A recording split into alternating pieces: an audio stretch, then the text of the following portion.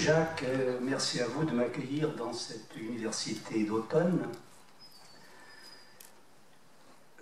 Lorsque j'ai pris conscience hier soir à nouveau du thème qui m'était proposé, je l'ai trouvé trop étroit. Et je me suis dit que si je me limitais au texte, ce serait cultiver une névrose qui ne correspond pas à mon tempérament. Alors je préfère dire tout de suite que je vais élargir le sujet. Et comme je le fais dans un certain nombre de conférences que je fais en ce moment, je fais de plus en plus d'histoire. Car je crois que dans ce moment de crise profonde, il faut savoir d'où on vient et où on est dans l'histoire longue. Donc je commencerai par une sorte de récit historique des institutions françaises. Bien entendu, ça ne prendra qu'une part de mon exposé. Et ensuite, j'essaierai de voir, au regard de la situation actuelle, quelles sont les positions, ou les postures plutôt, des uns et des autres. Et enfin, je proposerai quelques thèmes de réflexion que vous pourrez bien sûr compléter ou contester, comme vous le souhaiterez dans le débat.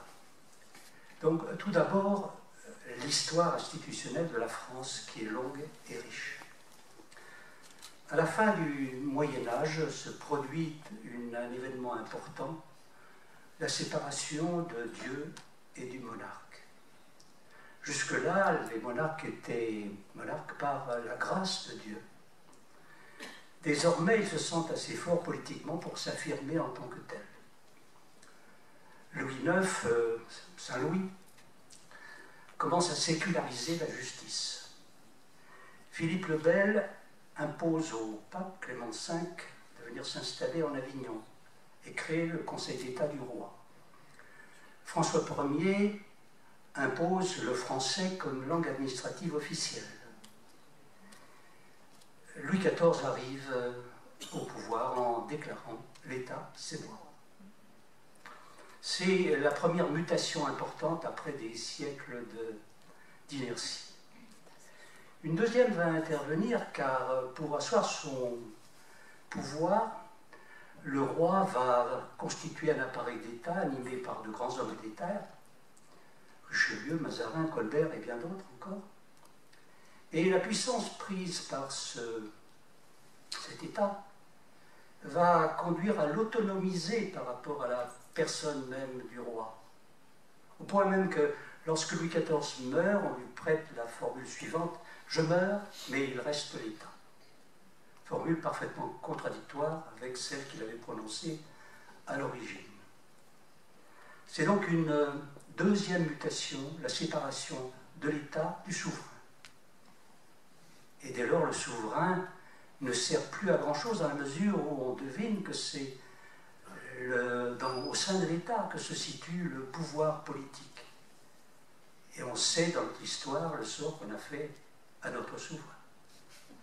Celui qui a trouvé la formulation, il n'en est pas seulement l'auteur, mais la plus convaincante, c'est Jean-Jacques Rousseau avec du contrat social, où il considère que désormais, dans l'État, il y a un souverain qui s'appelle le peuple.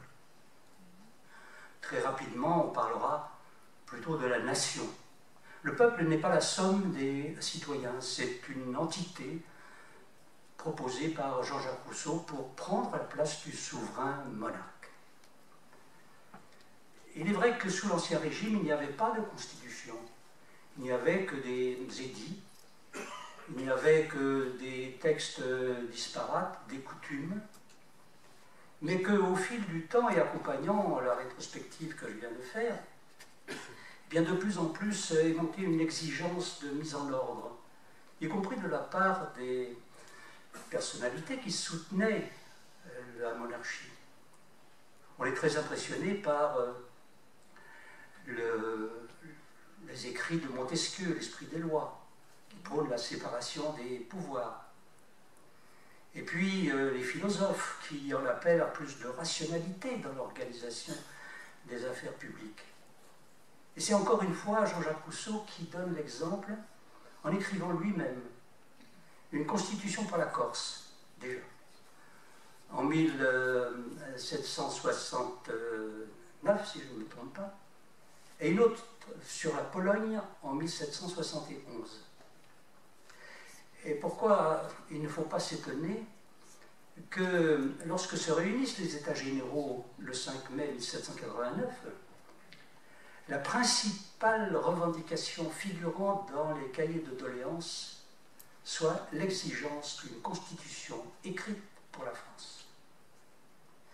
Et les faits vont suivre rapidement, avec la Déclaration des droits de l'homme et du citoyen en août 89, mais surtout la constitution encore monarchique de septembre 91. Et à partir de cette époque, la France sera un véritable laboratoire institutionnel. 15 constitutions en 2 siècles. On peut prendre cela pour une preuve de versatilité. Pour ma part, je considère que c'est plutôt une preuve de fécondité institutionnelle et de réflexion politique. Il n'est pas question, bien entendu, bien que j'ai dit que je me proposais de faire l'histoire, de les passer toutes les 15 en revue. Je veux simplement citer celle qui me semble être aux extrêmes. La constitution qui m'apparaît la plus démocratique, c'est la constitution de 1793, du 24 juin 1793, dite quelquefois constitution de l'an 1. Constitution qui aura probablement la plus grande influence dans le monde de toute notre histoire institutionnelle. Parce que c'est une constitution antilibérale, antifédérale, qui affiche le bonheur comme objectif suprême, qui invite les citoyens, à travers leurs assemblées primaires, à apprécier la loi votée par l'Assemblée nationale. Donc une constitution qui est extrêmement démocratique. C'est l'Assemblée qui fait les lois, donc, et le gouvernement est pris en dehors de l'Assemblée. C'est une sorte de secrétariat de l'Assemblée. C'est dans cette constitution qu'on trouve à l'article 35 le droit à l'insurrection. Cette constitution n'a qu'un défaut, c'est qu'elle n'a jamais été appliquée, puisqu'elle était prévue pour être appliquée lorsque la guerre serait finie. Et comme cela arrive souvent quand la guerre est finie, ce ne sont plus les mêmes qui sont aux commandes, et ce n'est plus la même volonté qui s'exprime. À l'autre pôle, si on peut dire, la constitution la plus autoritaire, la plus césarienne, c'est la constitution du 14 janvier 1852 de Louis-Napoléon Bonaparte, après son coup d'État du 2 décembre 1951. Constitution qui lui confère à peu près tous les pouvoirs pour une durée de 10 ans. Certes, les choses s'assoupliront dans la dernière période du Second Empire. Il se fera d'ailleurs désigner comme empereur dès la fin de l'année 1852, sans qu'il y ait besoin d'ailleurs de changer de constitution. On lui reconnaît simplement la dignité impériale. Voilà cette constitution césarienne qui s'oppose à la constitution éminemment démocratique de 1793. C'est notre héritage. Et je crois qu'il faut en avoir conscience et s'en servir pour apprécier la réalité d'aujourd'hui. La réalité d'aujourd'hui, plus contemporaine, ce sont les 4e et 5e républiques. Et je crois qu'il est peut-être bon de s'attarder un peu plus sur ces 2 constitutions, ces 2 républiques, dans la mesure où la première est à dominante parlementaire, tandis que la seconde est à dominante présidentielle. Elle nous aide aussi, cette étude de ces 2 républiques et 2 constitutions, à réfléchir aux conditions qui sont nécessaires pour qu'existe une nouvelle constitution. Et ces conditions sont assez exigeantes. Ainsi, en 1940, le gouvernement de Vichy adopte un acte constitutionnel qui a comme perspective une constitution de l'État français. Les autorités allemandes l'interdiront finalement, après avoir donné un premier accord. Pendant ce temps, dans la France résistante ou général de Gaulle, on prépare bien entendu la réflexion sur le sujet. La réflexion majeure parmi la résistance, c'est celle du Parti communiste, qui se réfère expressément à la Constitution de 1793, qui préconise un régime d'assemblée avec une seule assemblée et l'élection au suffrage universel des députés. Pendant ce temps-là, le général de Gaulle, à Alger, dès 1944, prévoit qu'il y aura une assemblée constituante et se prononce pour un régime présidentiel avec comme référence le régime des États-Unis. Lorsque la libération intervient, un débat bien entendu a lieu et un premier référendum prend place le 20 septembre 1945 avec deux questions dont je me souviens bien alors que j'étais quand même un gosse. Première question, est-ce que vous voulez une constituante qui travaillera pendant 7 mois? Deuxième question, est-ce que cette constituante doit se limiter au travail constituant? Le Parti socialiste, le MRP, Parti démocrate chrétien et le général de Gaulle préconisent le oui-oui. Le Parti communiste, le oui-non, qui veut étendre la compétence de cette nouvelle constituante. Il y a tous les cas de figure. Finalement, c'est le oui-oui qui l'emporte et la constituante est élue. Je n'y reviendrai pas pendant la suite de cette histoire du moment.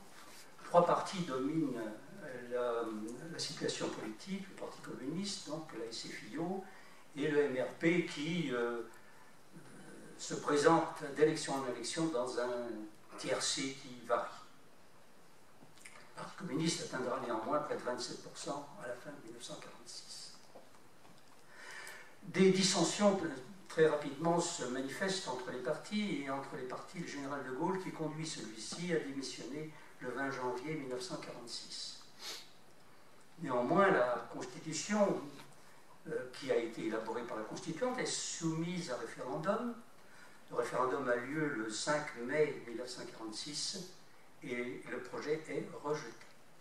Car trop marqué, d'après ceux qui défendent son rejet, par l'empreinte du Parti communiste qui a joué un trop grand rôle dans cette affaire. Dans la foulée, le général de Gaulle, qui croit son heure revenue, prononce un discours important à Bayeux le 16 juin 1946. Une nouvelle constituante est élue et elle produit un nouveau projet qui, lui, est adopté par référendum le 24 septembre 1946, promulgué le 27. Voilà quelle est l'histoire de cette élaboration de la 4e République et de sa constitution. Elle est une constitution d'un régime d'assemblée parlementaire. Elle présente comme innovation d'avoir un préambule qui est rédigé à partir du texte du Conseil national de la résistance. Préambule très important sur le fond et qui fait toujours partie aujourd'hui du bloc de constitutionnalité. On y trouve par exemple « Chacun a le devoir de travailler et le droit d'obtenir un emploi ». C'est donc un droit constitutionnel, mais dont le Conseil constitutionnel depuis a déclaré que ce n'était qu'un objectif à valeur constitutionnelle. Nuance. Il a dit la même chose sur un tas d'autres dispositions qui figurent dans ce préambule. C'est donc un régime d'assemblée élu à la proportionnelle. Il y a 2 assemblées, l'Assemblée nationale et le Conseil de la République. Cette assemblée a la maîtrise de son ordre du jour. Elle peut gérer par ordonnance. Elle peut demander la confiance et, le cas échéant, être renversée par une motion de censure. Il existe un contrôle de constitutionnalité par un comité constitutionnel entièrement composé de parlementaires.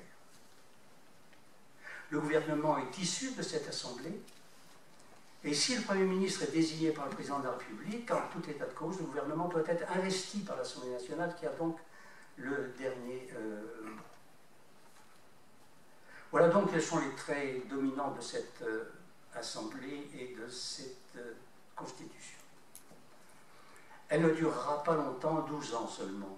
Pourquoi? Parce qu'elle aura à faire face à des difficultés économiques considérables liées à la reconstruction. Elle aura à faire face à la décolonisation, guerre d'Indochine, guerre d'Algérie.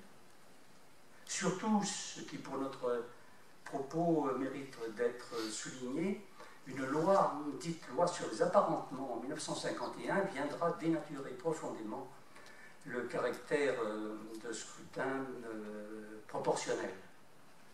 En un mot, cette loi sur les apparentements permet à des partis qui se sont apparentés avant le scrutin de rafler tous les sièges pour se les partager entre eux ensuite, s'ils dépassent la majorité absolue au premier tour. C'est une machine de guerre contre le Parti communiste à l'époque, et contre les gaullistes également, accessoirement. Et puis il y aura des événements qui iront dans la demande des pleins pouvoirs par Guy Mollet, les difficultés qu'il rencontrera, l'expédition en Égypte avec la Grande-Bretagne, le détournement de l'avion de Ben Bella, etc., etc. Donc une quatrième république qui a du mal à survivre, et le jour où un nouveau président du Conseil du gouvernement va être investi, le 13 mai 1958, éclate une émeute à Alger avec des morts et surtout avec un événement colossal qui marque la fin de cette république. Le président René Coty fait appel au général de Gaulle qui se rend évidemment tout de suite disponible. Que penser de cette quatrième république? D'abord, un constat qui est le reproche majeur qu'on lui fait, à savoir qu'en 12 ans, elle a connu 25 gouvernements différents, une grande instabilité. Donc. En dépit de sa construction qui émanait d'une réflexion sérieuse, approfondie. Le professeur Jean-Jacques Chevalier dira de la Constitution de la 4e République: c'était une constitution rationnelle, mais pas raisonnable. Le général de Gaulle intervient donc sur la scène politique le 1er juin, je m'en souviens aussi, il y a 5 grandes manifestations à Paris qui convergent, des manifestations massives, vers l'Assemblée où s'exprime le général de Gaulle. 5 manifestations réprimées de manière extrêmement violente. Le général de Gaulle obtient une loi constitutionnelle qui encadre le travail qu'il se propose de faire. À savoir que il faut respecter la séparation des pouvoirs, il faut respecter les garanties fondamentales, etc. Il en tiendra assez peu compte, mettra sur pied non pas une constituante, mais un cabinet de travail présidé par Michel Debré et qui le charge d'élaborer une nouvelle constitution. Michel Debré, pour calmer les esprits, dit tout de suite qu'il veut élaborer une constitution relevant d'un parlementarisme rationalisé.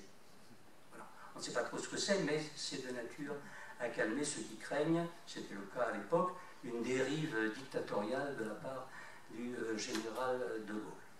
Cette constitution, on l'a dit tout à l'heure, a été soumise à référendum et votée le 28 septembre 1958. Elle avait été présentée en Conseil des ministres le 4 septembre. Le général de Gaulle avait fait un grand discours à la place de la République. Il y a eu là encore une manifestation très, très durement réprimée. Cette constitution a un caractère, je disais, présidentiel. En effet, alors que la constitution de la 4e République commençait par l'Assemblée nationale, là, on commence par le président de la République. Ce président de la République est élu par des grands électeurs, 75 000. Il dispose des pouvoirs étendus, ceux qui étaient ceux du président de la République sous la 3e République, avec en plus 2 articles qui donnent des pouvoirs d'exception. L'article 11 pour lancer les référendums et l'article 16 en cas d'état de siège et de situation dramatique pour le pays. C'est lui qui choisit le Premier ministre et c'est lui qui nomme les ministres. Même si ça n'est pas prévu par la Constitution, il peut les démissionner.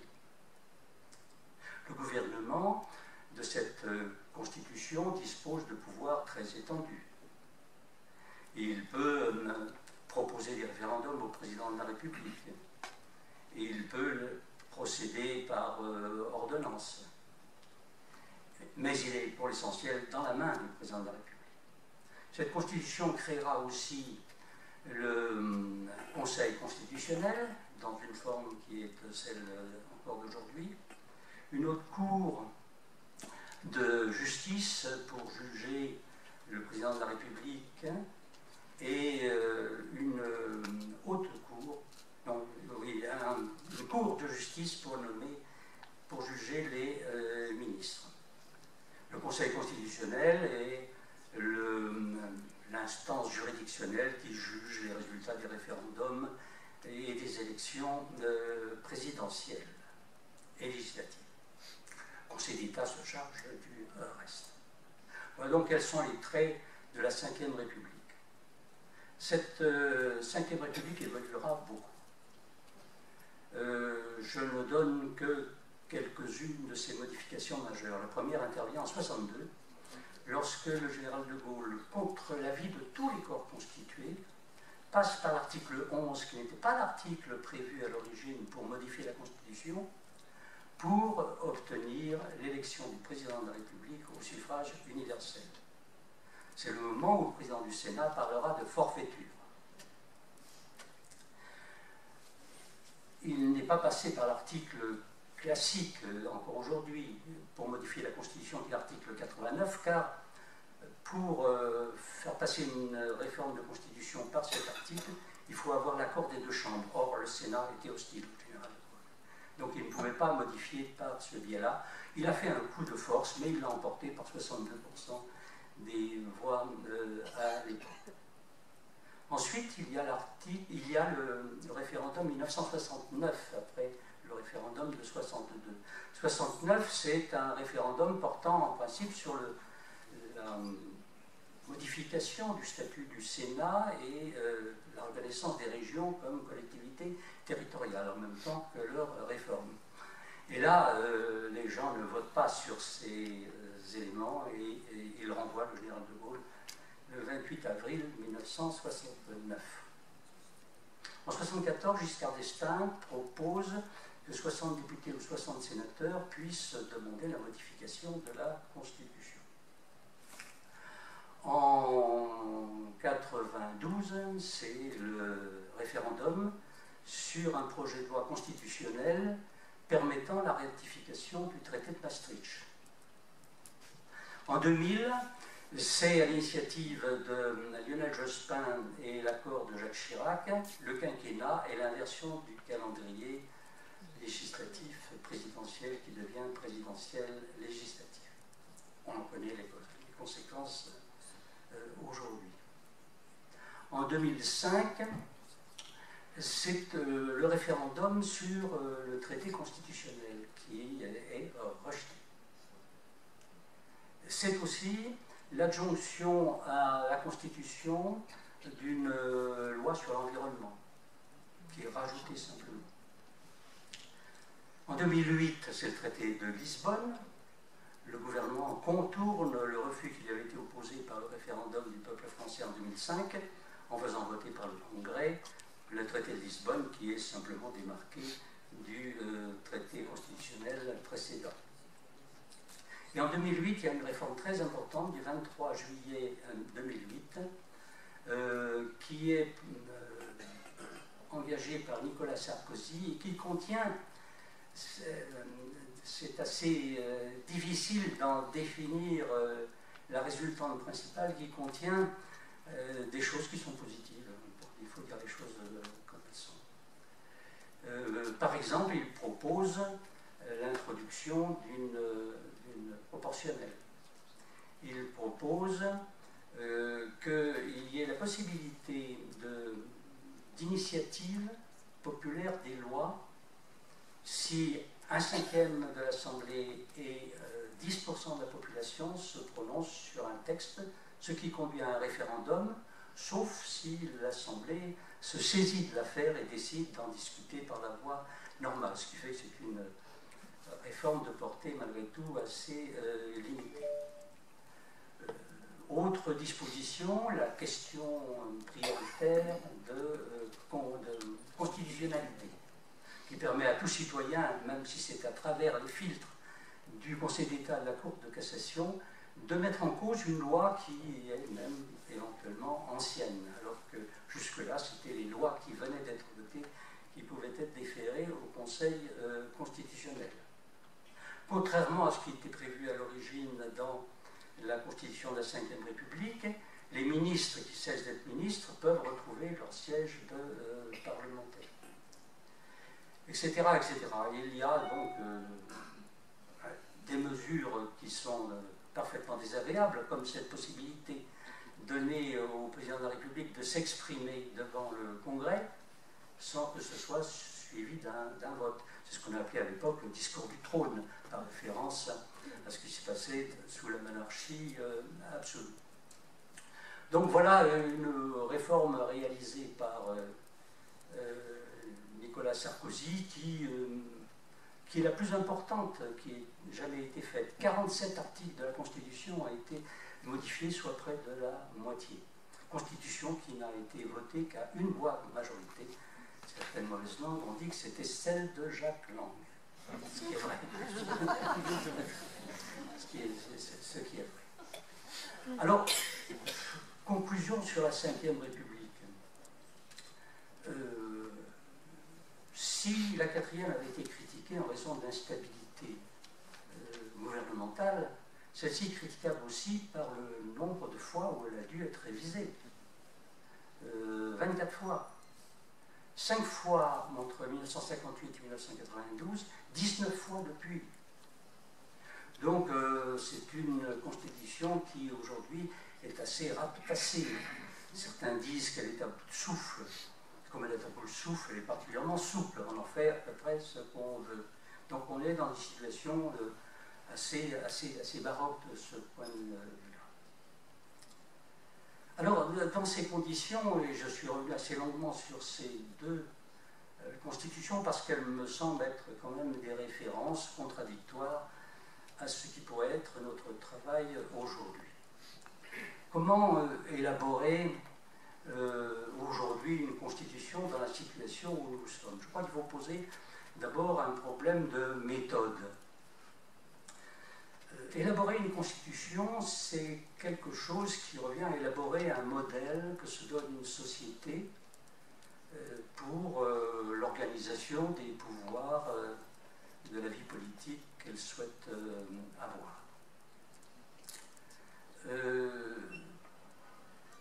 Mais aujourd'hui, on peut se poser la question, est-ce qu'il est réaliste d'avancer un modèle dans une société qui est aussi bouleversée?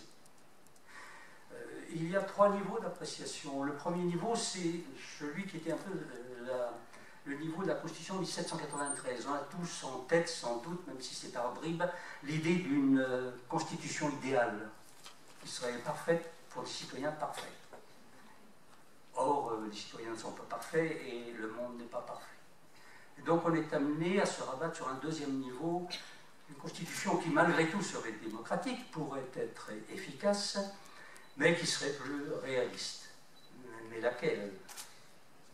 Et troisième niveau, on se laisse malgré tout, si on a en tête la constitution idéale, et si on a des éléments d'élaboration d'une constitution réaliste, la capacité d'apprécier point par point si telle mesure ou telle autre mesure va dans le bon sens. Par exemple, mettre de la proportionnelle dans les élections régionales comme cela est intervenu, je crois qu'on peut dire que ça va dans le bon sens. Et donc on peut appuyer ce type de portée limitée, c'est plutôt quelque chose qui va dans le sens démocratique. Donc une appréciation point par point, mais on n'en a pas eu beaucoup d'occasions au cours des dernières décennies. La deuxième difficulté tient à la situation de décomposition sociale dans laquelle nous nous trouvons aujourd'hui, qui est tout à fait singulière. Il y a des décompositions sociales, effectivement. Parce que, d'abord comme produit de l'histoire, j'en étais arrivé tout à l'heure à la 3e mutation, qui a ouvert sur le 19e siècle, où se sont développées, comme vous savez, les luttes pour la République, on l'a parlé tout à l'heure, pour le socialisme, pour la désimprégnation religieuse. Tout cela a débouché sur un 20e siècle que l'intellectuel René Raymond a qualifié de siècle prométhéen. Parce que pour la première fois, l'homme a pensé qu'il pouvait dominer la nature et forger de ses propres mains son propre destin, indépendamment de toute référence transcendantale. Et puis tout cela s'est effondré parce que les religions séculaires n'avaient pas été évacuées et parce que la lutte pour la conquête du pouvoir avait débouché sur des formations politiques totalitaires. L'effondrement, donc, à la fin des années 90, peut-on dire. Et puis aujourd'hui, bien, une situation très incertaine, qui n'est pas la première. Après les 3 restaurations, Alfred de Musset écrivait dans Confession d'un enfant du siècle, on ne sait à chaque pas qu'on fait si on marche sur un débris ou sur une semence. Depuis, d'autres ont écrit sur ces phases de transition. Ernst Jünger, philosophe et autre allemand, a écrit dans un livre « Pendant la mue, le serpent est aveugle ». J'en ai fait le titre d'un livre en 1993, pour illustrer que lorsque l'on passe d'un état à un autre état, il y a une période difficile, ambiguë, où l'ancien et le nouveau se mêlent, et qui est une période de particulière précarité, de faiblesse particulière. Je crois que c'est la scène dans laquelle nous nous trouvons. Aujourd'hui, Edgar Morin parle de métamorphose. Je crois que c'est une bonne image. Et puis on voit des recherches d'identité. Edgar Morin parle du régime des identités. Amartya Sen, dans son livre Identité et violence, critique le refuge dans le communautarisme pour cette recherche d'identité qui est aujourd'hui très pressante dans notre monde actuel. Donc une difficulté qui tient au moment historique dans lequel nous nous trouvons et qui doit, sinon excuser les tentatives qui se font, tout au moins permettre d'avoir une vision réaliste du possible. Alors, quel possible? Prenons Nicolas Sarkozy, le sarkozysme. J'ai dit tout à l'heure quelles réformes avaient été faites, des réformes importantes, nombreuses, par la loi du 23 juillet de 2008. Mais ça n'était pas la démarche fondamentale de Nicolas Sarkozy. Comme l'a écrit le philosophe Marcel Gauchet, la finalité du sarkozysme, c'est la banalisation de la France. Banalisation, ce pays qui a écrit la laïcité dans sa constitution. Banalisation que c'est 36 000 communes, autant que dans tout le reste de l'Europe.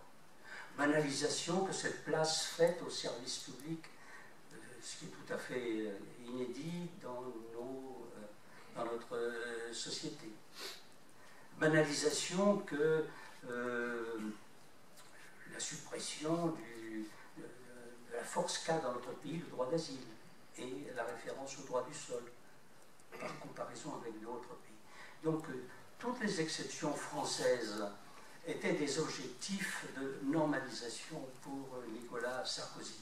Cela revenait, dit autrement, à un alignement sur l'ensemble de l'Union européenne, des pays qui nous entourent et qui ne connaissent pas, par exemple, c'est quelqu'un qui a déclaré ça dans un rapport au Conseil d'État, l'Union européenne fait pire que d'être hostile au service public, elle l'ignore.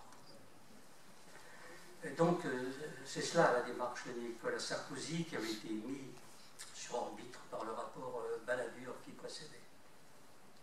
Les socialistes, maintenant, il faut quand même rappeler que François Mitterrand avait écrit le coup d'État permanent.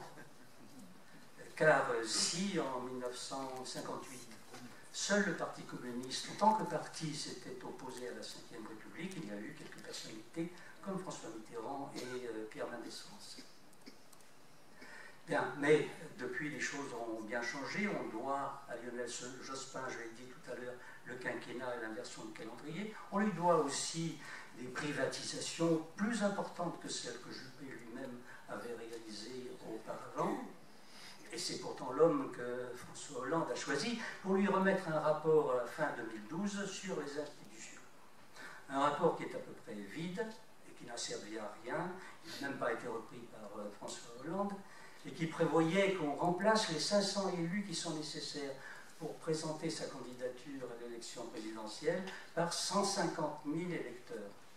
Ce n'est pas fracassant et probablement que ça ne verra jamais le jour. Il proposait aussi de mettre dans l'Assemblée nationale 10% de députés élus à la proportionnelle. Le reste était complètement accessoire. Quant à François Hollande, très rapidement, il a fait passer en Conseil des ministres 4 projets de loi constitutionnels, portant respectivement sur la modification du Conseil constitutionnel, la modification de la composition du Conseil supérieur de la magistrature, l'inscription du dialogue social dans la Constitution et un projet de loi également sur les incapacités ministérielles, les conflits d'intérêts en quelque sorte. Aucun de ces projets de loi n'a été soumis ni à référendum ni au Congrès. Ils sont pendants et personne n'en parle, à commencer par lui-même. On rappellerait également qu'il avait dans son programme 2 propositions de modification qui avaient retenu l'attention. La première, c'était le vote des étrangers pour les élections locales et les élections européennes. Et le deuxième, c'était l'inscription dans la Constitution des principales dispositions de la loi de 1905. Or, dans la situation actuelle, et on voit bien ce qui se passerait, s'il arrivait à faire voter dans les mêmes termes l'Assemblée nationale et le Sénat, ce qui est une obligation au départ, d'un projet de loi portant par exemple sur ces 2 sujets, comme d'ailleurs sur ceux qu'il a déjà élaborés sous forme de projet de loi, qu'est-ce qui se passerait? On ne voterait pas sur le projet lui-même, mais on voterait contre Hollande, c'est évident. Par ailleurs, s'il voulait le faire passer par le Congrès, il lui faudrait les 3/5 du Congrès pour appuyer. Il ne les a pas. Et il ne les aurait pas. Ce qui fait que la réforme institutionnelle de ce côté est bloquée. Alors j'en viens maintenant à la 6e République. Je devrais pas dire aux 6e République. Pour ma part, je ne suis pas hostile à ce qu'on ait l'idée, c'est un exercice intellectuel intéressant, de fabriquer une contre-constitution par référence à celle qui existe. J'ai fait moi-même l'exercice puisque j'étais chargé des institutions au Parti communiste dans la dernière période où j'en étais membre du comité central. J'ai proposé à la direction du Parti communiste de faire un projet constitutionnel complet pour marquer le bicentenaire de la Révolution française. Le projet a été entièrement rédigé à partir d'un groupe de travail que j'avais constitué. La direction, dans un premier temps, a considéré que ce n'était pas comme ça qu'il fallait faire, parce que c'était trop austère. Alors on a un peu mis de la souplesse dans tout cela, on a enlevé les numéros des articles, on a rédigé les choses autrement. Mais tout ça se situait dans une période de turbulence à la direction du Parti communiste français, et finalement ce projet n'a été soutenu notamment par Georges Marchais que parce qu'il permettait de ramener un certain calme entre ceux qui contestaient la direction et ceux qui la défendaient. Ce qui fait que j'ai fait adopter ce projet à l'unanimité moins 2 abstentions le 13 décembre 1989. Il était temps, puisqu'il s'agissait du bicentenaire de la Révolution française. J'ai ce texte-là pour ceux qui seraient intéressés d'en prendre connaissance. Je dois dire très simplement que c'est un texte auquel je reste attaché, que je ne referai pas de la même façon car il était un peu trop schématique, qu'il était très insuffisant sur les relations infra- et supranationales et que donc il faudrait sans doute le fabriquer autrement. Donc ce projet, dès qu'il a été voté, a été oublié, tout simplement. Parce qu'il était un instrument d'un débat interne qui ne portait pas du tout sur les institutions.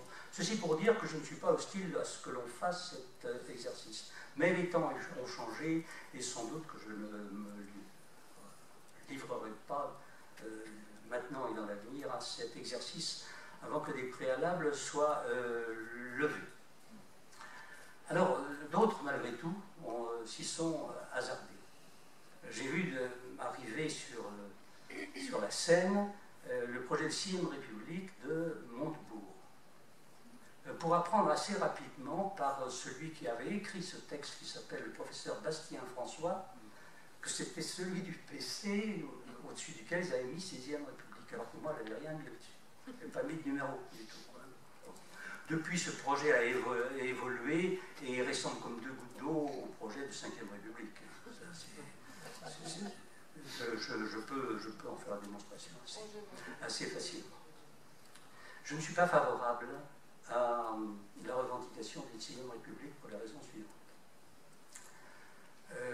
La première, c'est que Besancenot est pour la 6e République, Cécile Duflot pour la 6e République, Pierre Laurent pour la 6e République, Jean-Luc Mélenchon pour la 6e République, Marine Le Pen pour la 6e République. Alors, question, est-ce que c'est la même? Si c'est la même, c'est inquiétant, mais ça n'est pas la même. Si c'est pas la même, que vaut une revendication qui couvre des solutions aussi différentes et aussi contradictoires? Deuxièmement, malgré tout, il faut laisser le bénéfice du doute et puis plonger dans les projets des uns et des autres. Je crois que je ne fais pas de procès en disant qu'ils sont vides. Il y a des déclamations, il y a des propositions générales. Le Temps des Cerises a édité, en 2005, un livre qui recueille les positions des uns et des autres. Il y a Georges Séguy, Jean-Luc Mélenchon, François Hollande, Anis Le Pors, Nicole Borvo, etc., et quelques autres. Je mets de côté la mienne, bien entendu, mais non, cela vaut d'être lu. D'être lu, ne serait-ce que pour montrer qu'il y a d'énormes inconséquences. L'exercice d'élaboration d'une constitution oblige à être très cohérent, c'est-à-dire à surveiller les incidences de ceci ou de cela sur ceci ou cela. C'est très difficile, il faut beaucoup de rigueur intellectuelle pour le faire. Là, il y en a très très peu. La troisième raison pour laquelle je suis contre ce projet, c'est pour une raison peut-être plus fondamentale. C'est qu'il n'y a jamais eu de changement de république et de constitution dans notre pays, tout au moins sous cette acception, sans qu'il y ait du drame et du sang dans la rue. Et que donc, ce sont des conjonctures très spéciales qui donnent naissance à de nouvelles versions constitutionnelles. Prenons par exemple la Première République. L'événement, c'était la Révolution. Excusez du peu, quand même. Le projet était d'abord une récusation de l'Ancien Régime, de la part des gens qui ont élaboré la Constitution de 91, timidement, puis surtout violemment en 93. Les décrets qui abolissent la royauté datent de septembre 92, et l'institution de la République, l'un est du 21, l'autre est du 25. La République est instituée le 25. Donc, récusation de l'ordre ancien. Et puis, mise au point d'un texte qui dispose d'une large majorité. La deuxième constitution républicaine, en 1848, elle se fait sur les émeutes sanglantes de février et sur 3000 morts à Paris en juin. Donc c'est quelque chose de dramatique. Elle se fait évidemment après l'abdication de Louis-Philippe, c'est-à-dire le dernier survivant de 3 restaurations. Et elle conduit assez naturellement, après ces 3 restaurations et l'Empire, le consulat et le directoire, à la restauration de la République. Ça ne durera d'ailleurs pas longtemps, puisque c'est Louis-Napoléon Bonaparte qui en sera le président rapidement, et puis qui, à travers du coup d'État, fera évoluer vers un autre régime. Troisième République, en 1875. Ça vient après Sedan, et Second Empire, après la Commune de Paris, qui avait amorcé une réflexion sur l'état de type nouveau, sur un débat idéologique très fort entre les monarchistes et puis les partisans de la République ou plus généralement de la démocratie. Résultat obtenu, là encore, avec une voix de majorité. Et puis, parce que les choses sont moins pures sur cette Troisième République, un texte qui est jugé par qui a été jugé dès le départ par tous les juristes comme un texte bancal. Quatrième République, la Seconde Guerre mondiale. J'en ai décrit tout à l'heure les conditions. La récusation, bien entendu, du régime de Vichy et la volonté unanime de ne pas revenir à la Troisième République bancale, et puis dont on disait qu'elle était responsable de ce qui s'était passé en 1940. Comme je l'ai souligné en passant, accord très large de l'opinion publique et de la représentation nationale pour un régime parlementaire, qu'il s'agit de l'UMRP, de la CFIO, ou bien du Parti communiste. Donc, un événement majeur, la récusation des formes du passé, et sinon un consensus, tout au moins un avis très majoritaire. Cinquième République. Cinquième République, c'est la décolonisation dans son ampleur. C'est le coup de l'émeute à Alger.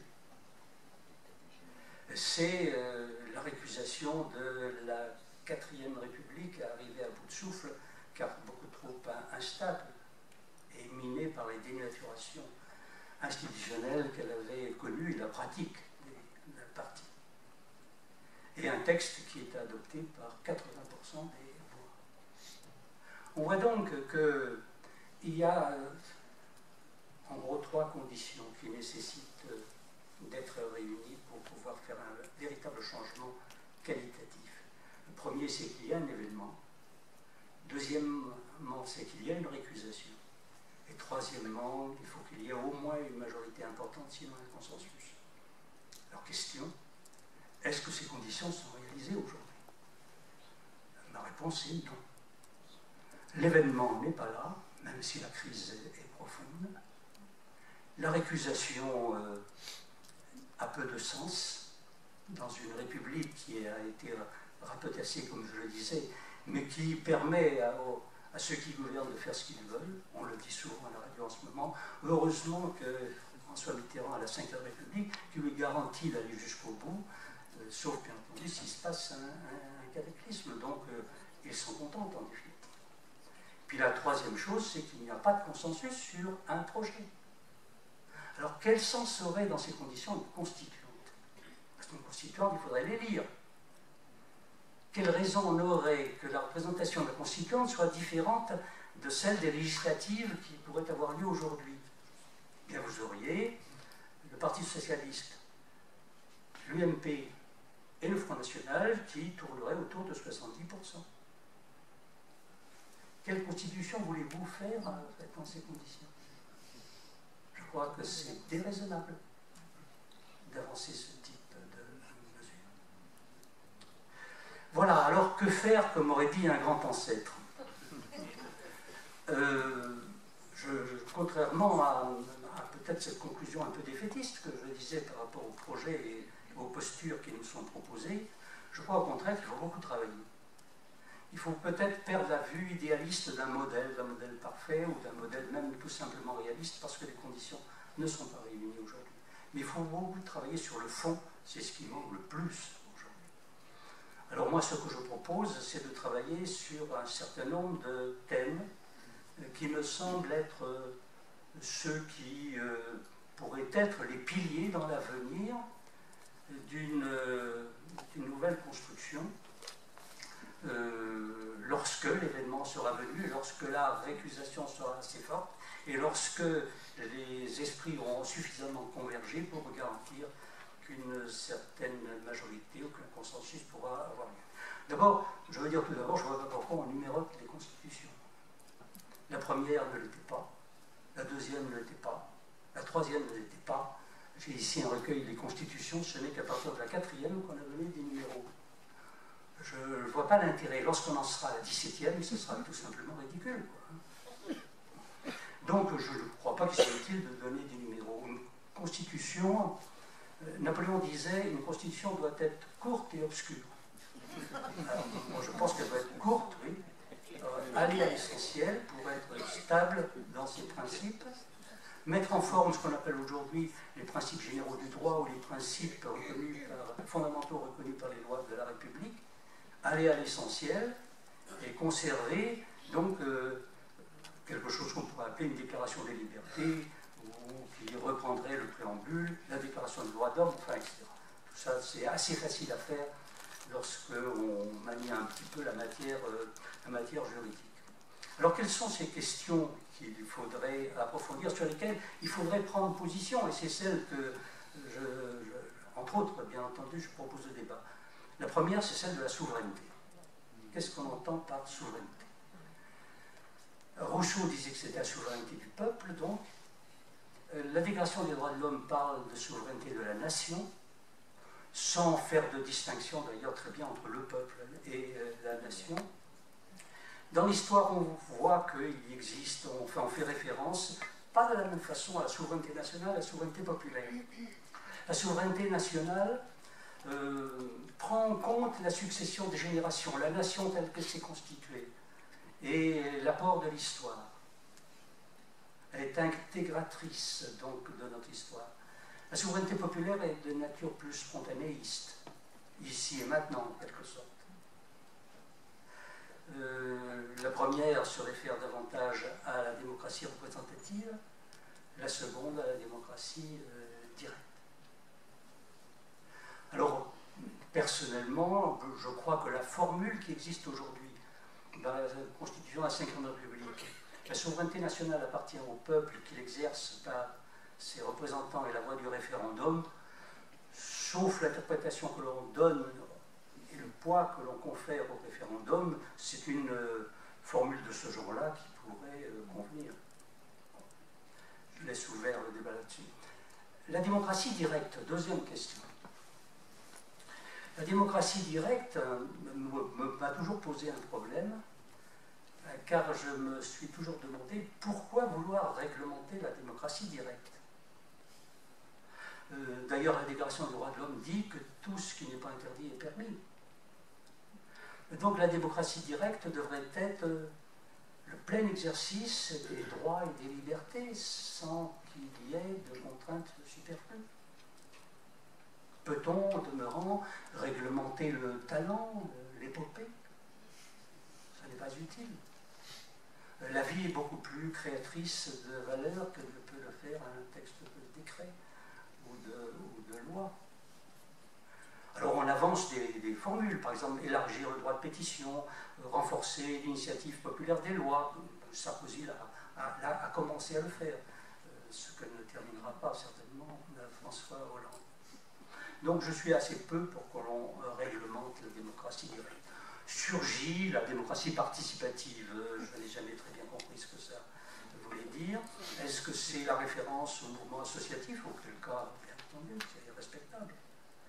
Si l'on veut dire par là que parallèlement à l'organisation des pouvoirs sur une base représentative, il faudrait développer à partir des quartiers notamment l'idée d'une citoyenneté nouvelle qui ferait pièce à l'organisation constitutionnelle des pouvoirs, je trouve que c'est dangereux. Car c'est considérer que toute la politique se concentre dans le local et c'est évacuer tout ce qui relève de l'unité de pensée de la nation. À vrai dire, la question principale s'agissant de la démocratie directe, c'est le référendum. Et le référendum, il n'y a pas un parti qui n'ait pas son ou ses référendums sous le coude.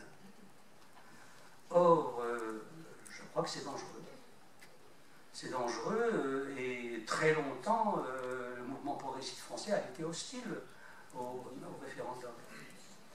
Le professeur Olivier Duhamel oui, dit à propos du référendum, le référendum peut être liberticide, les Bonaparte en ont apporté la preuve. Je crois que c'est pertinent. Outre le fait, comme cela est prouvé presque à chaque fois, lorsqu'on organise un référendum, il est rare qu'on vote sur la question posée et plus sur l'air du temps. J'ajouterais qu'il n'est pas toujours facile de répondre par oui ou par non à des questions très techniques. Donc le référendum a toute sa place lorsqu'il s'agit de modifier la Constitution, parce que c'est le peuple qui est le souverain, et il n'y a que lui qui puisse faire la Constitution. Mais je crois que s'en remettre au référendum sur n'importe quel sujet et sous le coup de n'importe quel mouvement d'humeur, à mon avis, c'est très dangereux. Je veux simplement me dire à ce sujet que depuis 1793, il y a eu 27 référendums en France. Et seulement 3 ont été perdus par ceux qui les ont organisés. Et encore, nous avons vu en passant. Le premier, ça a été celui du 20 octobre 1945, du 5 mai 1946. Le deuxième, ça a été le départ du général de Gaulle le 28 avril 1969. Et le troisième, ça a été, alors là, c'était vraiment constitutionnel aussi. Celui de Gaulle aussi, mais on a voté contre de Gaulle, c'est évident. Oui. Et en 2005, c'était sur le traité constitutionnel. Donc c'est les 3 seuls référendums qui ont été perdus par ceux qui les ont organisés. Ce qui jette quand même une certaine suspicion sur la validité comme instrument de création des normes institutionnelles sur le référendum. Bon, chacun en pensera ce qu'il voudra. Qui fait la loi? 4e question. Qui fait la loi? Il faut répondre à plusieurs sous-questions. Une assemblée ou 2 assemblées? Le professeur Dominique Rousseau dit que la réponse dépend du degré de décentralisation. Raffarin, ça n'était pas naïf, a fait inscrire dans la Constitution la France a une organisation décentralisée. Plus il y a décentralisation, plus s'exprime le besoin de représentation des éléments décentralisés. Plus la nation est unie et dirigée par des normes connues de tous et applicables à tous, moins il y a besoin d'une deuxième chambre. Personnellement, je suis plutôt pour une seule chambre, c'est-à-dire pour le monocamérisme. Deuxième chose, quel est le mode d'élection? Personnellement, je suis pour la proportionnelle, intégrale. Car je pense que le mode de scrutin n'est pas fait pour créer des majorités, il est fait pour représenter. Et c'est ensuite la représentation faite que doivent s'élaborer les choix qui peuvent déboucher sur des majorités. C'est difficile, ça suppose des citoyens et des hommes politiques d'une haute conscience professionnelle et citoyenne, mais je crois que c'en est une condition. Et puis il y a aussi le problème sur quel champ doit porter l'élaboration de la loi. Plus le pouvoir est autoritaire, plus il a tendance à rétrécir le champ de la loi. Je prends un exemple. Le statut des fonctionnaires de 1946 faisait 145 articles. L'ordonnance du 4 février 1959, qui a remplacé le statut de 1946 après l'arrivée de De Gaulle, en comporte 57. Tout le reste, ce sont des décrets, plus de 400. Donc, on voit que le champ joue aussi un rôle extrêmement important. Et à ce sujet, puisqu'il s'agit de l'élaboration de la loi, je crois qu'on ne s'est pas suffisamment élevé contre ce qui s'est passé au début de l'année dernière, de ces années, lorsque l'on a voté sur l'accord national interprofessionnel, où finalement le Parlement a ratifié au mot près un protocole d'accord entre le MEDEF et puis les organisations syndicales. Cela revient à déposséder le Parlement de ses prérogatives. Alors il y a des précédents. Quand je négociais les salaires dans la fonction publique, on se basait sur ce qui avait abouti à un protocole d'accord pour l'élaboration du décret. Mais c'était la puissance publique qui restait souveraine dans l'élaboration de la norme juridique. Avec la validation législative des accords et des contrats, ça n'est pas du tout la même logique et c'est, à mon avis, éminemment antidémocratique. L'exécutif pose la question centrale de toute réflexion institutionnelle aujourd'hui, l'élection du président de la République au suffrage universel. À ma connaissance, aucun parti ne propose de supprimer l'élection du président de la République au suffrage universel. J'ai bien lu tout ce que les uns et les autres disent là-dedans, aucun. On parle de modification, on parle de réforme, on parle de remise en cause même, mais on ne sait pas si c'est le fond ou la modalité qui est remise en cause. Et pour avoir posé aux intéressés la question à plusieurs reprises, je peux m'autoriser à dire aujourd'hui que personne ne demande la suppression de l'élection du président de la République au suffrage universel. Personne. Ou alors il faut apporter une preuve que je n'ai pas encore trouvée.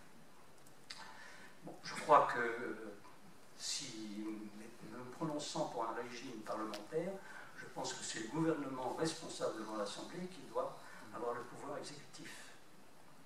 C'est exactement le contraire que vient de proposer Claude Barthelone. Il propose de supprimer le Premier ministre pour donner toute sa valeur au président de la République. Et là, on est en plein dans le régime des États-Unis, effectivement. Le régime en France étant plus présidentiel que celui des États-Unis, puisque aux États-Unis, le Congrès ne veut pas démissionner le président, qui ne peut pas démissionner le Congrès, mais en France, le président peut dissoudre l'Assemblée nationale. Bon, donc, il pousse dans un régime présidentiel. Heureusement qu'il y a des gens comme le professeur Dominique Rousseau qui, dans un article récent du Monde, a proposé l'inverse, à savoir que le chef de l'exécutif soit le Premier ministre et que ce soit lui qui préside le Conseil des ministres et non pas le président de la République. Moi, je suis tout à fait d'accord avec cette formule. Cinquième question, quel état de droit?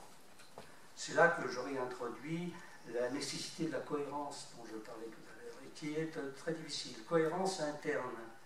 Il faut trouver des traductions rigoureuses à la séparation des pouvoirs, à la hiérarchie des normes, s'interroger sur est-ce qu'il faut maintenir en France une dualité des juridictions, judiciaires et administratives, ou bien faire comme la plupart des pays, une seule juridiction avec des spécialisations internes. Moi je pense qu'il faut séparer les deux. Ça nous vient de Philippe le Bel. Lorsque Philippe le Bel a créé le Conseil d'État du roi, il voulait affirmer par là que on ne traitait pas les affaires du royaume par les tribunaux ordinaires, qu'il fallait une instance spécifique pour traiter du bien commun. Je crois qu'il faut défendre cet héritage. Ceci vous explique pourquoi je suis parti de Philippe le Bel tout à l'heure. Cohérence externe aussi. Alors là, je n'en avais pas parlé encore, on aborde un sujet assez délicat. Quel est le rôle des traités auxquels souscrit la France sur l'état législatif du pays? Il existe depuis très longtemps, en tout cas depuis la Deuxième Guerre mondiale, des dispositions qui sont aujourd'hui placées dans l'article 55 de la Constitution qui dit que les traités dûment approuvés ou ratifiés ont, dès leur application, une force supérieure à celle de la loi. C'est ambivalent comme formulation. Moi, j'ai eu un camarade autrefois qui disait « c'est l'article qui fonde en droit l'internationalisme prolétarien ». C'était un éminent juriste. Bon, c'est peut-être aller un peu loin, mais c'est quand même, on est obligé de se poser la question. Qu'est-ce qui est transférable et qu'est-ce qui ne l'est pas? Est-ce que c'est la souveraineté ou ce sont les compétences? Si j'ai pu jouer un rôle au Conseil d'État, c'est d'avoir, au moment de la discussion sur la loi qui autorisait la ratification du traité de Maastricht et qui, dans le projet, prévoyait des transferts de souveraineté. J'ai demandé avec d'autres, mais enfin j'en ai pris l'initiative, qu'on remplace souveraineté par compétence. Ce qui a été fait, finalement, parce que quelquefois ça passe, quoi. Mais la question est posée. Et plus généralement est posée la question de ce qu'on appelle aujourd'hui la subsidiarité. Subsidiarité qui a été introduite par le traité de Maastricht, mais qui est un vieux problème. La subsidiarité, ça existait du temps de Thomas d'Aquin. C'est-à-dire, tout venait d'en haut, le roi par la grâce de Dieu, et ainsi de suite, quoi. Mais sous la Révolution française, une autre idée de la citoyenneté a été avancée, celle de Hérault de Séchelles, qui dit le gouvernement ne doit s'occuper que des choses que les citoyens ne peuvent pas faire eux-mêmes. Ou bien Robespierre, là où est le représenté, il n'y a pas de représentant. Donc il y a une idée de la subsidiarité de bas en haut qui, à mon avis, mérite d'être approfondie, sur lesquelles, personnellement, je ne suis pas au clair. Voilà. Enfin, sixième point, la citoyenneté. Je crois que on est dans une période où je ne parlerai pas de quatrième mutation parce que je ne sais pas quelle est sa nature. Je crois quand même qu'il y a deux caractéristiques qui caractérisent une bipolarisation. D'une part, un renvoi de l'individu, du citoyen, vers son autodétermination, en dehors de toute allégeance, en dehors de tout rattachement partisan, qu'il institue comme pleinement responsable de sa propre définition. Et d'autre part, pour la première fois peut-être dans l'histoire des hommes, la prise de conscience de la finitude de la planète et de l'unité de destin du genre humain. Donc cette bipolarisation à laquelle il faut donner une traduction politique. Pour ce qui concerne la mondialisation, pour avoir travaillé sur la citoyenneté, je dois dire que je suis plus à l'aise pour travailler sur une citoyenneté mondiale que sur une citoyenneté européenne. Pour une raison très simple, c'est que la Terre est une sphère, et que donc elle ne pose pas de problème de limitation. Et comme le disait Kant, les hommes ne peuvent pas se disperser à l'infini parce que la Terre est une sphère. Et puis parce que la notion de valeur universelle a un sens, que les moyens de la mondialisation, qui n'est pas seulement celle du capital, mais qui est aussi multidimensionnelle, posent des problèmes à la fois intéressants, mais qui me semblent être surtout des problèmes d'avenir. Quant à la responsabilité du citoyen dans un monde où il a perdu ses repères, eh bien, je crois qu'il faut lui dire que, s'arrachant aux religions séculières, eh bien, il a la responsabilité propre de se redéfinir. Ce que j'ai essayé de faire pour moi-même, d'ailleurs, comme j'avais quitté le Parti communiste qui m'avait donné un kit de citoyenneté complet, je me suis dit, qui suis-je après? Et puis j'ai fait le compte de tous les organismes auxquels j'appartiens, ou bien que je suis affilié, ou qui m'intéressent. J'en ai trouvé 22. Et je me suis dit, oui, mais enfin je ne milite pas tous les soirs dans les 22. Mais je me suis dit, ben voilà ma fiche d'identité de citoyen. Elle est unique parce que personne n'a une combinaison évidente. Ce qui fait que ça pose, j'ai appelé ça mon génome de citoyenneté. Ça nous pose un problème différent de celui de la période antérieure que la plupart d'entre nous avons vécu. Alors qu'avant, le problème c'était la référence au centre, centralisme démocratique dans certains cas. Aujourd'hui, c'est à partir de l'éparpillement des engagements correspondant à autant de prises de responsabilité parcellaires, comment construire de nouvelles centralités. C'est un problème difficile auquel personne n'a pour le moment apporté de réponse, mais qu'on ne peut pas ignorer si l'on veut envisager de nouvelles formes institutionnelles. Et puis la dernière question qu'il faut se poser, comment faire jouer la dialectique entre l'individuation, la personnalisation, la responsabilité et l'élaboration d'un avenir pour le genre humain auquel correspondrait aussi une citoyenneté mondiale. Quel est l'opérateur? Eh bien, je pense que l'opérateur, ça reste la nation. Parce que c'est la nation, il faut introduire le temps long.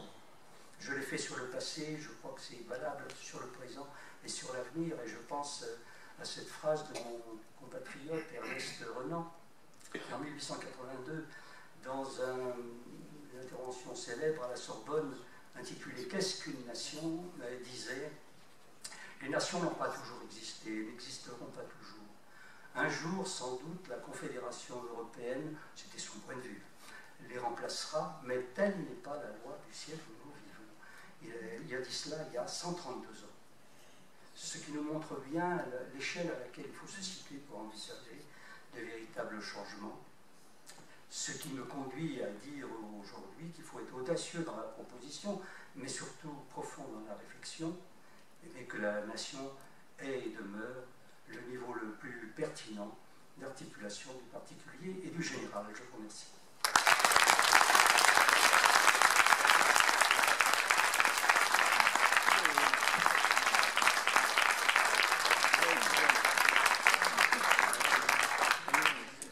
Bien, merci à Michel Lepors pour cette réflexion. Nous disposons d'1 heure pour discuter, pour réfléchir avec lui.